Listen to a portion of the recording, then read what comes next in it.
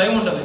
మరి అట్లా భయం లేకుండా ఈరోజు అధికారులు కూడా ఏం పట్టించుకోకుండా ఇట్లాంటి వ్యవహారాలు చేస్తూ ఉన్నారంటే దీనికి ఎవరు బాధ్యత వహిస్తారని అడుగుతా ఉన్నారు. రేపు పొద్దున్న విద్యార్థిని ఎవరు ఏదైనా చేసుకుంటే ఎవరు బాధ్యతని అడుగుతా ఉన్నారు. అదేవిధంగా మొన్న ఇప్పుడు ప్రస్తుత తూర్పుగోదావరి జిల్లా ఏదైతే ఉందో కాపవరంలో తిరుమల స్కూల్ ఒకటి కొత్తగా ఓపెన్ చేశారు. అంటే పాత పశ్చిమ గోదావరి జిల్లాలో అక్కడ ఇంకా స్కూల్ కన్స్ట్రక్షన్ అండర్ కన్స్ట్రక్షన్ ఉండగానే క్లాసులు నడపడం వల్ల ఒక విద్యార్థి పైనుంచి పడిపోయాడు.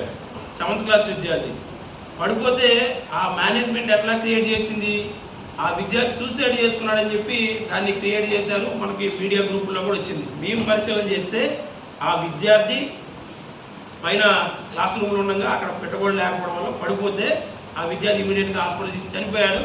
ఇంటర్నల్గా పేరెంట్స్తో మాట్లాడుకున్నారు, దాన్ని సెటిల్ చేశారు. దాని తర్వాత పేరెంట్ కూడా మీడియా ముందుకు వచ్చాడు. మీకు పేపర్లో కూడా వచ్చింది, మీడియా గ్రూపుల్లో కూడా వచ్చింది. అంటే మా పిల్లోడు ఎందుకు చనిపోయాడు, ఎలా చనిపోయాడు అని చెప్పి పేరెంట్స్ కూడా అడిగారు.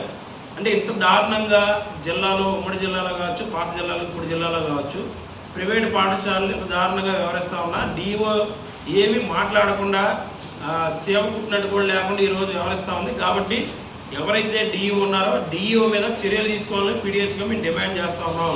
అదేవిధంగా అనుమతులు లేని పాఠశాల మీద చర్యలు తీసుకోవాలని డిమాండ్ చేస్తూ ఉన్నాం. ఇంకో విషయం ఏంటంటే మన ఏజెన్సీ ప్రాంతంలో గిరిజన ఆశ్రమ పాఠశాలలు ఉంటాయి. అవి పేపర్లో కూడా వచ్చింది, మీరు అందరూ కూడా చూశారు.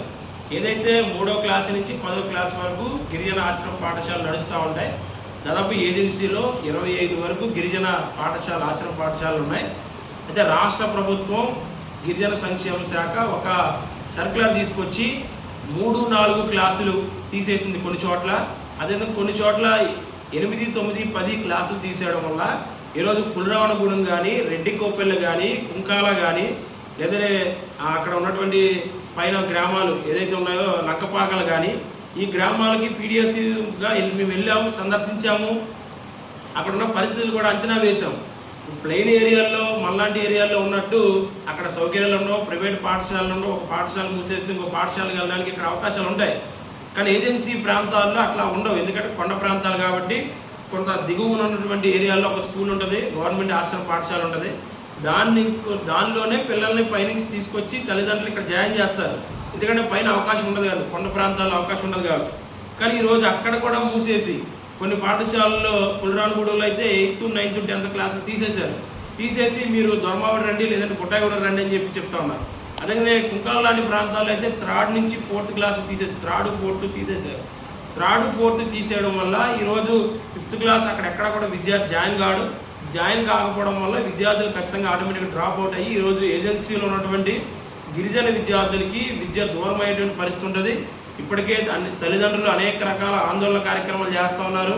మంత్రి దృష్టికి తీసుకెళ్లారు. నిన్న కాక మొన్న మంత్రి ఎవరైతే మన ఇన్ఛార్జ్ మంత్రి, జనసేన సంబంధించిన ఇన్ఛార్జ్ మంత్రి ఉన్నారో నాదెండ్ల మనోహర్ గారి దృష్టికి తీసుకెళ్లారు.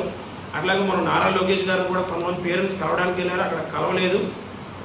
పేరెంట్స్ కూడా ఆందోళన చేస్తూ ఉన్నారు, వంట వార్పు కార్యక్రమాలు చేస్తూ ఉన్నారు. కాబట్టి మేము పీడిఎస్గా డిమాండ్ చేసేది ఏంటంటే మీరు గిరిజన విద్యార్థులకి, పేద విద్యార్థులకి విద్యను దూరం చేయొద్దు.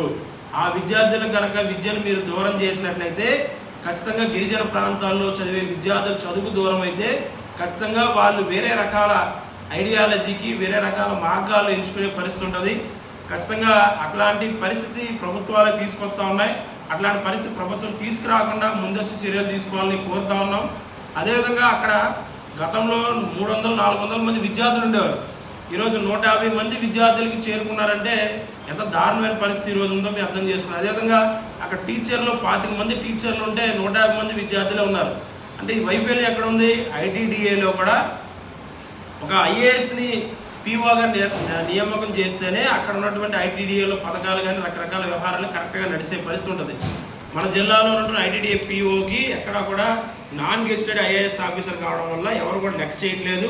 ఎక్కడ కూడా ఐటీడీఏ పరిధిలో ఉన్న గిరిజన ప్రాంతాలు ఎక్కడ కూడా సమస్యలు పూర్తిగా పరిష్కారం కావట్లేదు. కాబట్టి ఐటీడీఏ పీఓని ఖచ్చితంగా ఐఏఎస్ నియమిస్తేనే ఆ ఐటీడీఏలో ఉన్నటువంటి పరిధిలో ఉన్న గిరిజన గ్రామాలు కూడా విద్యార్థులు ఖచ్చితంగా చదువు కొనసాగించే అవకాశం ఉంటుంది. భవిష్యత్తులో కూడా వాళ్ళు ఉన్నత శిఖరాలకు వెళ్ళేటువంటి అవకాశం ఉంటుందని తెలియజేస్తూ ఈ జిల్లా డిఈఓ ఎవరైతే ఉన్నారో వారిని సస్పెండ్ చేయాలని పీడిఎస్గా డిమాండ్ చేస్తున్నాం. అట్లాగే పర్మిషన్ లేని ప్రైవేట్ పాఠశాలలపై హాస్టళ్లపై చర్యలు తీసుకోవాలని డిమాండ్ చేస్తాను. లేకపోతే ఖచ్చితంగా భవిష్యత్తులో పీడిఎస్సీగా ఆందోళన కార్యక్రమాలు నిర్వహిస్తామని చెప్పి ఈ సందర్భంగా తెలియజేస్తాం.